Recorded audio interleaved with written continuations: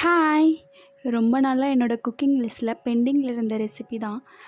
பண்ணலாமா? வேண்டாமான்னு ரொம்ப யோசிச்சு ஃபைனலா பண்ணிட்டேங்க. அவுட்புட்டும் ரொம்ப டேஸ்டியா வந்திருந்தது. உங்களுக்கு பீஸா சாப்பிட்ணுன்னு கிரேவிங்ஸா இருக்குது. ஆனால் டோ பண்ணுறதுக்கு சலுப்பா இருக்குது. நம்மக்கிட்ட ஓவனும் இல்லை பேக் பண்ண அப்படின்னா கூட இந்த பீஸாவை நம்ம செஞ்சிடலாம். ஏன்னா இப்போ நம்ம செய்ய போகிற பீஸாக்கு அது எதுவுமே தேவைப்படாது. நான் ஸ்க்ரீனில் காட்டியிருக்க அளவை அப்படியே ஃபாலோ பண்ணி நீங்களும் பண்ணிங்கன்னா உங்களுக்கும் பர்ஃபெக்டான பீஸா கிடைக்கும். நான் பார்த்த எல்லா வீடியோலையும் ஓவனில் தான் பேக் பண்ணாங்க. பட் நம்மக்கிட்ட ஓவன் கிடையாது.